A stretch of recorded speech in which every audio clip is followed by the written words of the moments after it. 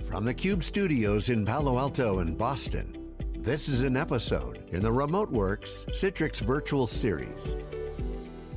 Hey, welcome back everybody. Jeff Frick here with theCUBE. We're in our Palo Alto studio here on this kind of ongoing leadership series that we've been doing, reaching out to people in the community to get kind of their take on what's going on with the COVID situation, what are best practices, what can we learn, and really this, specifically today, really the whole new way to work and working from home. And we're really excited to have two guests on for this segment. The first one is Amy Haworth. She is the Chief of Staff for HR for Citrix, joining us from Florida. Amy, great to see you. Great to see you, Jeff. Yeah, hey, and Tamara. Also Tamara McCleary, who's been on many times, coming to us from Denver. She is a well-respected speaker. You've probably seen her doing more speaking than anything else, and also the CEO of Thulium. Tamara, great to see you. Thank you. I'm so excited for this conversation. Yeah, well, let's just jump into it. So it's so funny, and doing a little homework, Amy, I came across a professional change management executive conference 2015, and you talking about building change management as kind of a profession, and working from home was part of that. And that was like 5 years ago, and things kind of creep along, and then we have a light switch moment where there's no time to plan, there's no time to think, there's no time to implement things. Everyone must now stay at home. And so, kind of outside the human tragedy that is the COVID situation, we're not going to really speak to that here, but from a business point of view, suddenly, with no warning, everyone had to work from home.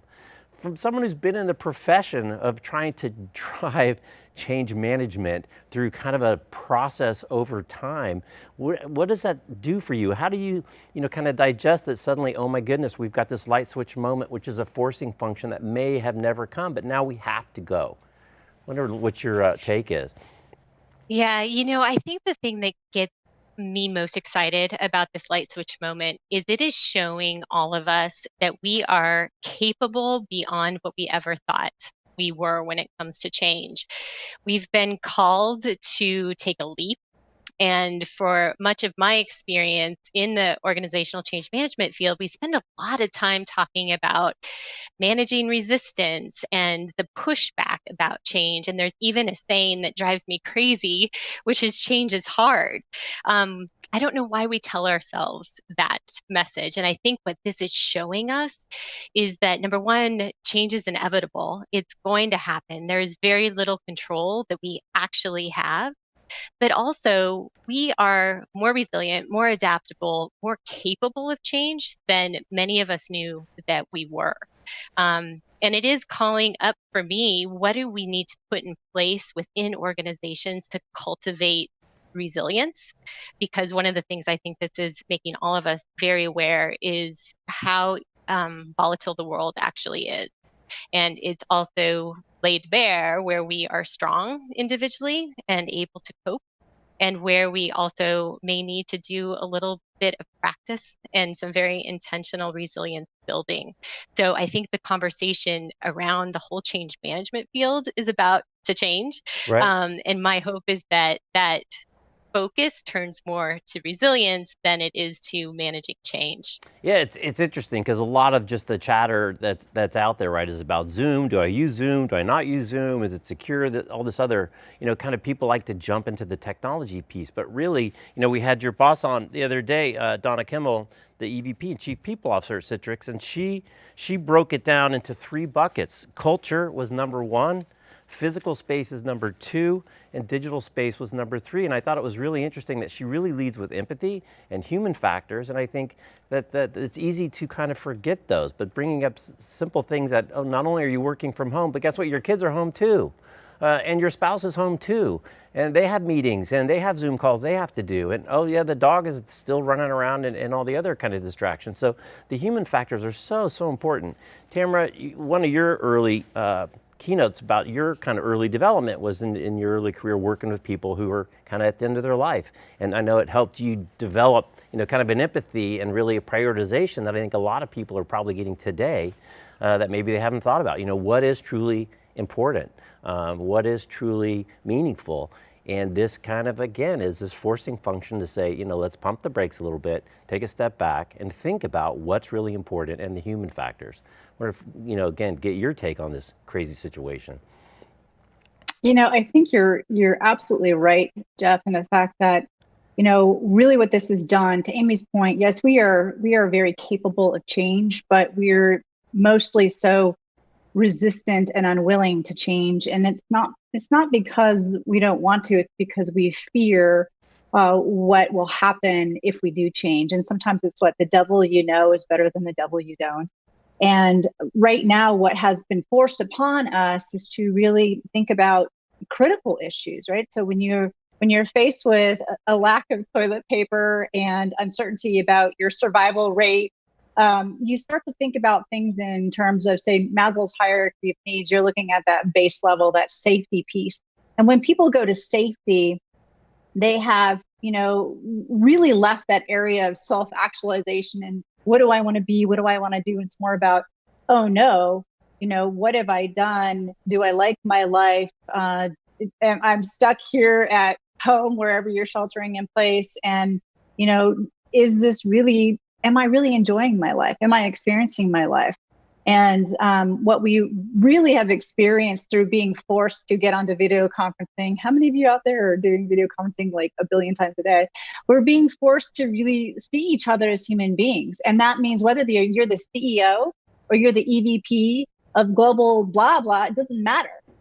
What matters is your dog is still barking, your child's still running around and needs something from you in that moment when you happen to be on a call. Because as we all know with kids, when you say, I can't be bothered for the next 30 minutes, what do you think is going to happen? That's exactly the time when they, need more grapes. So I think that what it does is it levels the playing field and it shows us all how human we are. It shows us our strengths, as Amy pointed out, and it also shows us our communal frailty.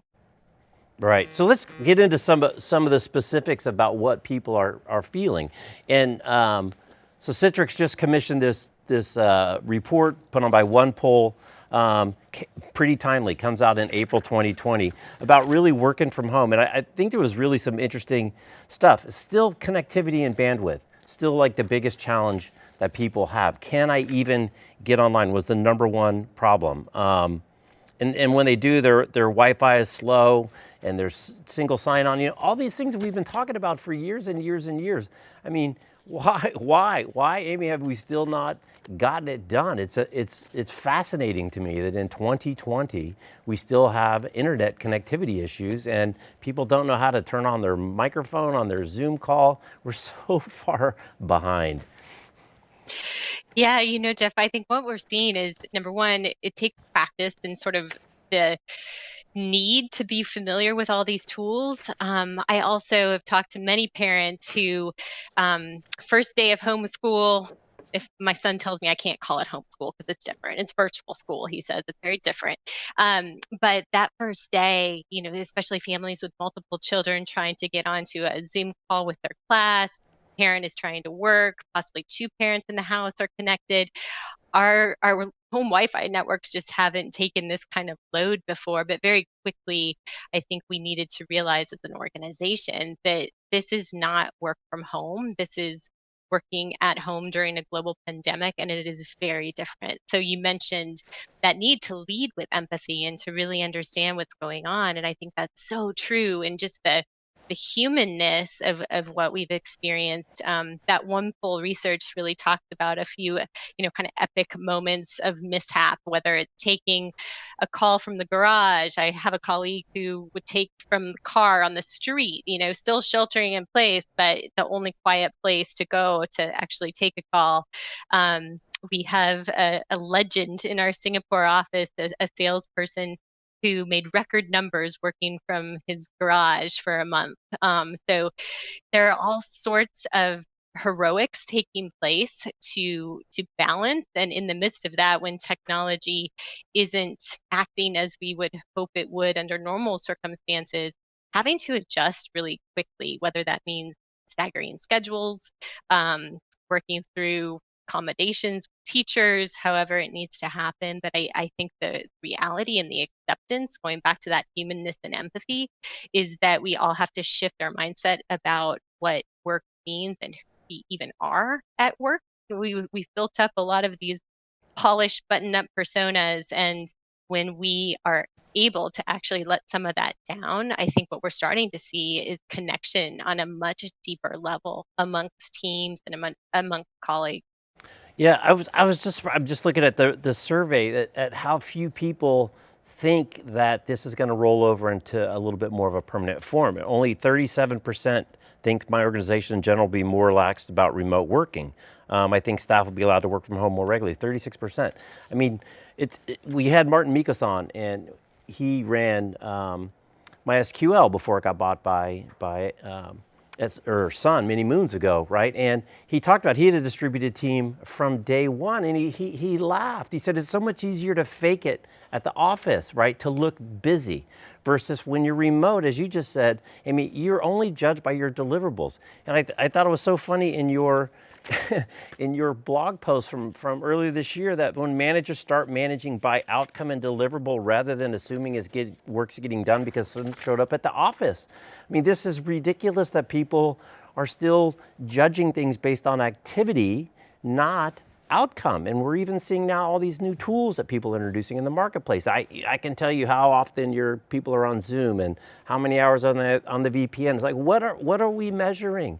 We should be measuring outcomes, and the piece that comes up over and over is trust. And if I can't trust you to deliver outcomes, I probably have a bigger problem than managing your day-to-day. Tamara, you see this all the time in terms of the trust and how important this is to relationships. I do. And in fact, our workforce at Thulium has always been a remote workforce. And, you know, for the way that I've built our organization is treat everybody like an adult and get your work done. And we do base everything upon productivity versus face time. And I think that the reason some of these larger organizations have had this, you know, concept of, you know, show up, having that face time means that you're putting, you know, whoever gets there the earliest and leaves the latest somehow has been a better employee. It's not true. It is about productivity. And I think that, you know, those wise organizations that look at how much they can save with the costs of like AC, heat, the building costs, having a brick and mortar for everyone to come into is very costly. And it's an old paradigm that a lot of middle managers have, which is this control piece. And that if the people are there in the office, they've got more control. And actually what we find is you don't need that kind of control, especially when you look at the younger generational cohort coming up, how they have a totally different view of work. And we've talked a lot about the future of work and the gig economy. And I think what this COVID pandemic has done for us is to show us that actually work does get done at home. And in fact, in some respects, more work gets done at home because it's harder to stop working when your work is happening right there at home. And so it does blur the lines and the boundaries between the work life and the home life. And so I think you get a lot more out of your employee when they work from home.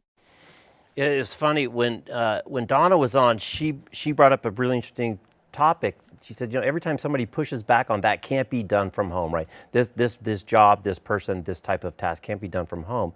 The question should always be like, why? You know, it almost sounds kind of like when you move the whole kind of cloud conversation that we've been tracking went from, you know, should I move stuff to cloud to why shouldn't you move to cloud? And, you know, it's not, does it work on a mobile? It should be mobile first. And now this conversation is kind of morphing this to why can't somebody do it from home as opposed to it has to be done from the office. So I think even just the relative flip of kind of the context of setting up the question seems to be changing. That's why it surprised me that so few people think that it's going to go back. It clearly, especially as this goes on for a while, right? New behaviors become habits and they become normalized, and hopefully, you know, the senior management pays attention to the outcome, and again, not this activity, which is really not that's not what you want people to do. You want them to actually get stuff done. You know, and Jeff and Amy, the other thing I was going to say is, you know, Amy, when you look at the report that Citrix has put out, you know, how many people are even going to be able to go back to work when kids aren't going back to school? And then we have summer, you know, piggybacking onto that. So now you've got parents who have kids at home. You know, what is that outlook? You know, to me, it's not just this simple, okay, it's over, let's go back to work, guys, because the rest of our life is completely shifted as well. Right. Yes.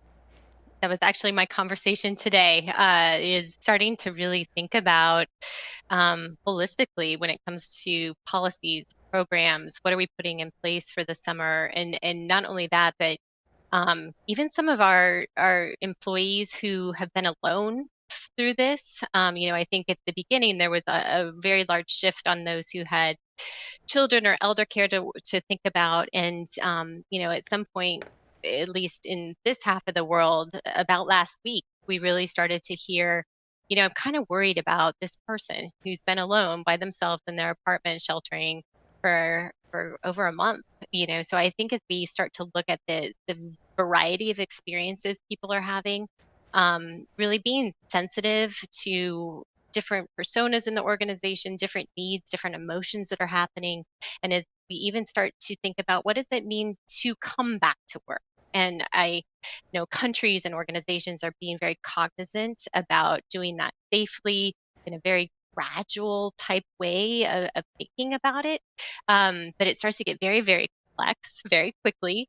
And also from just let's do this well, because there's a whole new set, Jeff, you bring up a whole new set of questions of employees asking, I wasn't allowed to work from home prior, I would like to do that more often now.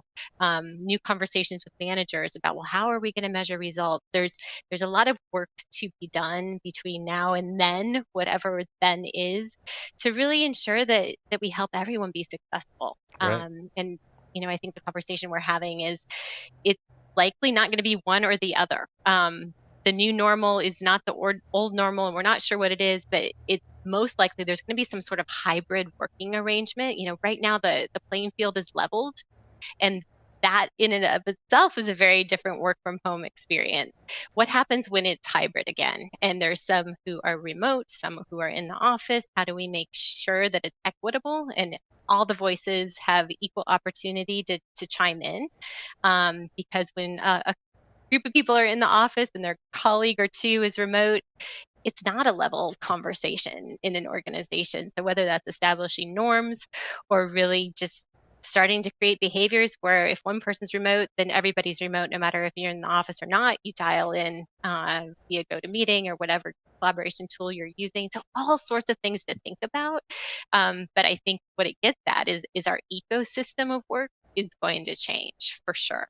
It was so funny in your blog post. You talked a little bit about that as well. And one of the little paragraphs was, who gets to do it, right? Like it's like this binary decision. You can either work from home or you can't.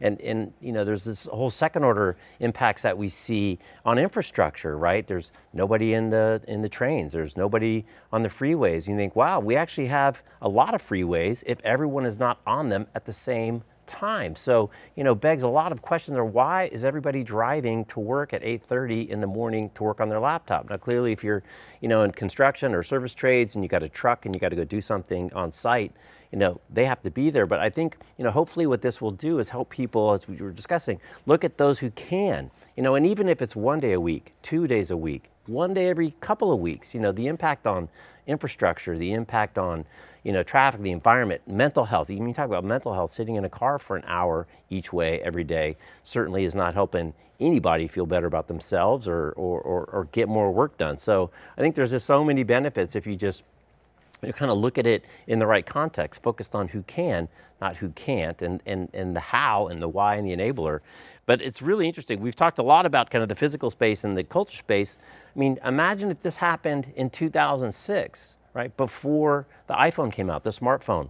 I mean, think of the crazy amount of tools that we do have. I mean, right now we're talking and we're spread out all over the country. So we're actually in a really fortunate space in terms of the digital kind of infrastructure that we have in place to enable these things. And I know Citrix, you guys have been in the lead of supporting this forever. Now you even have a whole setup of resources. It's called the Citrix Remote Work Hub, for people to get resources to figure out everything from the mental health to the Wi-Fi connectivity to all these other little things. As Tamara said, how do you manage the kids and the dog and your significant other that also has, Zoom meetings that they have to attend. So it's so many resources that people need to use and not feel uncomfortable that they're alone and could use a little bit of an assist. Absolutely well said. You know, when this quickly became a forced experiment to work remote, Citrix has 30 years of history helping enable successful remote work in a secure way. And the first thing that we wanted to do was be of service.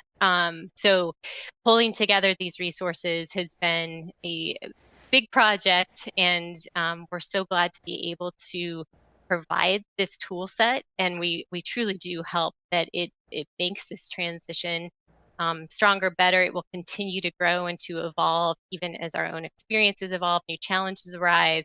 But we definitely want to keep it fresh and keep meeting the need that's out there, both internal for Citrix, as much as and as long as we've been doing. We don't have it all figured out. We are learning too. This is uncharted territory for everyone, but also to take what we are learning and put it out there in a very transparent way. Right.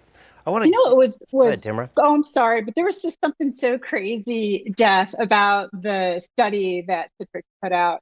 And Amy, I wanted to bring this up to you because, you know, you think you said, you know, some of the coworkers like, well, so-and-so lives alone. I wonder if they're okay, if they're lonely. But in the study, barely a quarter of the individuals reported any loneliness. I find that to be pretty shocking. It is shocking, and it, you know, I think it really speaks to how quickly those happy hours, the Zoom happy hours, or the gatherings, and some of the creativity that started to pop up. But yeah, you make a great point, Tamara. That was surprising, and I'm curious if that will continue to be the case. But yeah, it's good I guess to know. maybe some of us, when we got home, we're like, wow, you know, this isn't so bad after all. And then can you imagine? So Jeff, if only 28% of people experience any loneliness, imagine when you can have peace and quiet in your home again and still work. I think that, you know, this really is a lot more delicious than a lot of us anticipated it would be. And what a grand social science experiment this has been. Right. It's phenomenal.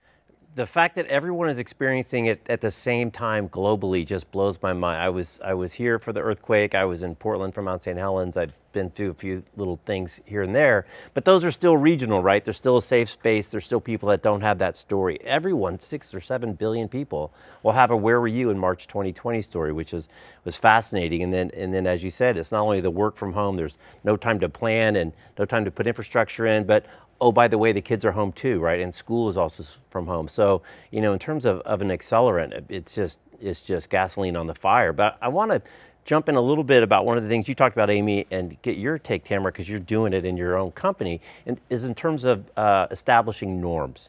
I think, you know, people are maybe not thinking about the fact that they either need to establish new norms or they need to be very clear on the communication of what the norms are, so that everybody, as you said, Amy, kind of feels comfortable in this new space, because we have kind of norms at work, and now we have to have these new norms. And you know, there's all kinds of funny stuff going on in terms of, we talked about dogs and kids and this and that. Dressed, do you not dress? Do you put makeup on?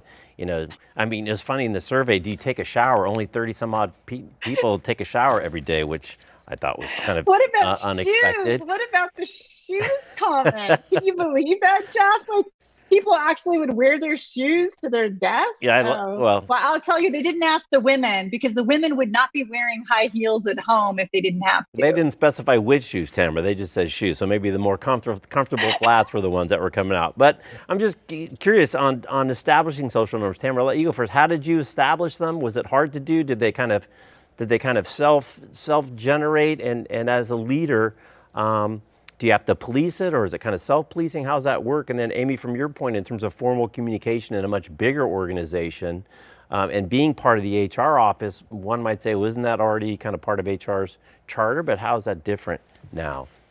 Tamara, I'll let you go first. Sure, it's a great question, because since we do have a remote workforce, one of the most salient things that I found to be critically important for productivity and collaboration and even cohesion and decreasing those silos between business units is making sure that we form a community. And so what I mean by that is we have and always have had, I mean, we've been using video conferencing since before the pandemic, and We have video conferencing meetings where video is on, so that's one of the parameters because everybody needs to see everyone else's faces. And we have a morning kickoff meeting, kind of an all hands meeting. And then we have an end of week one as well. And part of that piece we call a stand up, where people either share something that's either a challenge within the workplace or with a customer or even in their own personal life. And then they end on something to celebrate, because I think it's really important for us to cultivate that. But it really helps the teams to get to know one another. So just because someone in this business unit doesn't work with someone in this business unit, they know one another because of these team meetings that we have. And so I think creating a culture of positivity and collaboration versus competition, and creating a culture where people feel a part of a team and a part of something bigger, and where they see that their contribution makes a difference to the whole, creates a really delicious community that helps people feel valued at work. And I think with a remote workforce, you have got to pay attention to how you are creating that community and that feeling and sense of value to each and every individual within the organization. Yeah, it's a very different kind of a challenge. Amy, your thoughts on kind of more of a formal approach to establishing social norms at some of these bigger organizations, or do you treat it differently as a big organization, or is it just a bunch of small little clusters of people that work together?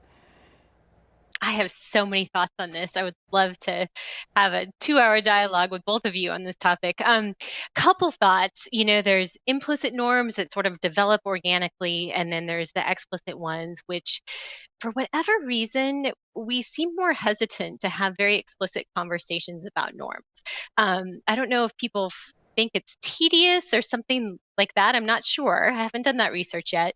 But in times of transition, it's so incredibly important, just even for efficiency, to add some certainty, to make sure that everyone kind of has the same message, same expectation, to lean a little more heavily on the explicit norms. Talking about how do we want to begin our meeting? Let's reserve the first 10 minutes and just kind of catch up like we would in the hallway. Some of that is a shift to how those meetings probably were happening 2 months ago. So making sure that everyone understands is that's the expectation, and even a little bit more of a kind of a warm-up question. How's everybody feeling today? And even getting more specific. There's a couple of organizational gurus who I have been following quite a bit lately, Aaron Dignan and Rodney Evans. Aaron wrote a book called Brave New Work, and they also have a podcast, but they really talk about the organization as an operating system. And when we look at norms, the norms are so much a part of that operating system, and getting really clear about who does what here. Things like, how are notes taken? How are we following up? In our current climate, who's checking on who? And so having some of those explicit conversations, I think, are incredibly important. And also for me, some of the work that I've been doing over the last 6 weeks is trying to harness goodness across the globe. So we have a group of site leaders who meet twice a week. Their charge is to look after their location. So every location in the Citrix ecosystem that has more than 20 employees has a designated site leader during this time. And in bigger sites, they have pulled together committees. They're doing things at a local level to keep that site engaged. But what we're also looking to do is harness the best of the best. Some really amazing things. I did radio calisthenics last night with our team in Tokyo. So something very true and personal to the Japanese culture. But other sites are doing coffee chats and having drop-in celebrity guests, organizational leaders that are pretty high profile, just popping in unexpectedly to have a very authentic Q&A conversation. So some really inventive ideas to keep people engaged, and also possibly establish new norms. And I think that's the big question for me is, what do people like so much that they decide that it stays in place when we do have a vaccine and people are in the office more often? What level of connectivity will we keep? Even will people start showering every day again? I mean, some of these things, who knows what's going to happen? So you make me want to go down to R&B and look in the meeting rooms at Intel. They used to have a very defined meeting culture, meeting process, meeting establishment, super efficient, just like they're making chips. I wonder if they've changed that a little bit in light of what's going on. But a final note in terms of kind of frequency and variety of communications. Both of you now have mentioned, in the communications with your people, and what you're hearing about is, one is you got to increase the frequency, just period. And in fact, you might actually be communicating more frequently because you don't necessarily chat all the time in the hallways when you're physically together. And the other thing that strikes me is the variety. It's not just the meeting. It's not just information exchange. It's touching base with community. It's establishing deeper relationships. It's doing some social things that kind of the variety and the frequency of direct communication, person to person, just not necessarily closer than 6 feet within one another, has to go up dramatically, and is, as you're seeing, in best practices in this new world. Amy, why don't you go first? So I'm seeing a lot more Slack usage. We are an organization that has a multitude of tools to choose from, Slack being one of them, but highly engaged Slack community. The other thing that's become very clear as an insight is the more authentic the communication, the better. So our CEO, David Henshaw, has been doing video pieces, and they have become increasingly more personal about whether it's his space, where he exercises, what he's doing for exercise. And the employee response has been deep appreciation for feeling several degrees more connected to our senior leadership. Other senior leaders on the team have kind of profiled their own work from home antics in a very humorous way. And so just finding inventive ways to leverage the communication vehicles we have, but at a level that is very true to the situation we're in and very human at their core. So Tamara, let me ask you kind of a follow-up on that. You're big on social. It's a big part of your business, helping other companies do better at social and engage in social. And it strikes me, especially in kind of the real senior leadership ranks, there are those who tweet, just to pick a platform, like Michael Dell, Sanjay Poonen, some CUBE alumni that you know. And then there's some that don't. And again, we talked about the contrast at IBM now. Jenny didn't tweet. Now, the new CEO announces it on LinkedIn. When you talk to CEOs and leaders about getting involved in social, I'm sure a lot of them that don't do it just say the risk reward is not there. Why am I going to expose some little personal tidbit of myself when the potential harm is great?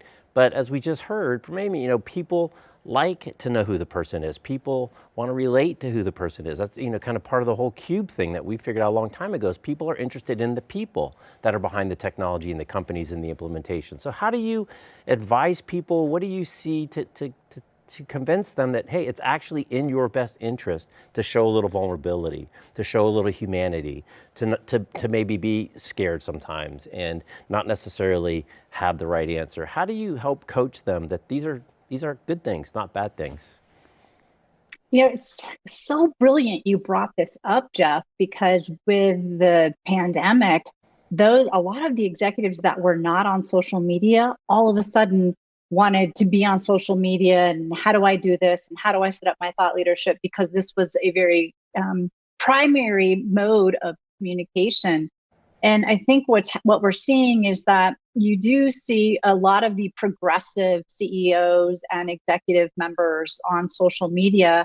And then what you've outlined is there was a hesitancy by a lot of the CEOs who come from a different paradigm, in which the hierarchical structure was such that, they got to this level and why do I need to be on social media? And what we're seeing is that this push from the younger generational cohorts, which is they don't really see that hierarchical structure at all. And they want to be able to communicate with their CEO as much as they want to communicate with their manager. And when they can't, there is this distrust. And you brought up the trust piece, which is huge. And I do know that a lot of, global business leaders in highly regulated industries have been afraid, like in the financial services industry, because there are a lot of rules and regulations. And so I can understand and appreciate their hesitancy to be on social media, which is kind of like a bit of the Wild West.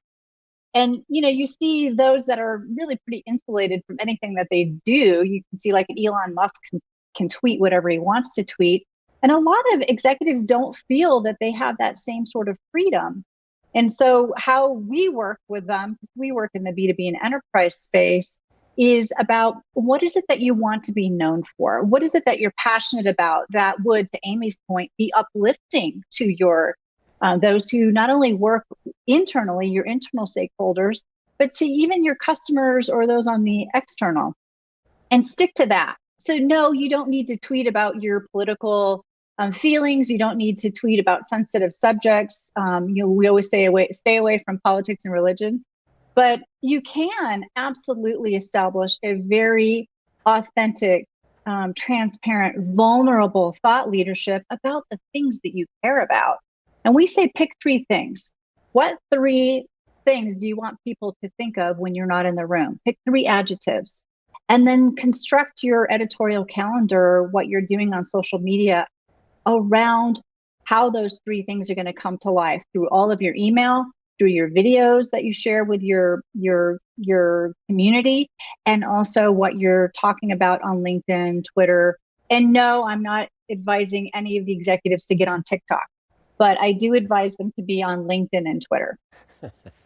Matt Eastwood is starting to play with TikToks. I don't know if you follow Matt, but he's a budding Casey Neistat. So he's, I think he's getting into the TikTok thing, or even just TikTok edits. It's great. So, we could go on and on and on, and I really appreciate the time. And it's just interesting, again, pulling from Amy's blog post about leadership, and you lead with trust, accountability, vulnerability, inclusion, and communication. And, I think those are all human things. And I think it's so important. So final word, assuming, things are going to get better, and let's just say a year from now, we get back together and talk about how the new way to work has changed in a post-COVID world. What do you hope that we'll be talking about that's different a year from now than we are today, beyond obviously the COVID itself? Amy, you first. Wow. To narrow that down, I hope we are talking about how organizations have invested in helping our people find their strengths and lead with resilience, and to understand what it is that helps them operate at their best, no matter what situation that we're in. That's great. Tamara? And you know me, Jeff, I'm going to hope that we are talking about the technology that's available a year from now that's going to help us have a much more immersive experience remotely working. So, we'll be talking about hopefully things like the haptic internet, that haptic interface with a tactile internet, and how AR, VR, and mixed reality settings will help us as remote workers to feel like we're actually in meetings and having this same sort of experience that oftentimes we think we get only when we're at the building with everybody else. So I hope we're talking about how technology is really moving the needle forward to helping a remote workforce have that same sort of experience and camaraderie and team building that they do in the physical space. Great. Well, and again, there's just digital's different than physical. We're not together physically, and we can't be right now, but we're together digitally. And so it's not the same, it's different, but there's a lot of good things about it too. So thank you both for taking the time. This has been a really great conversation. Amy, I agree with you. We could go for another couple hours, but I think the crew would start throwing things at me. So I think we'll have to cut it off here. Thanks again, and stay safe, and really appreciate the time. Thanks, Jeff. Thank you. All right. Thank you for tuning in. Thanks for watching theCUBE. We'll see you next time.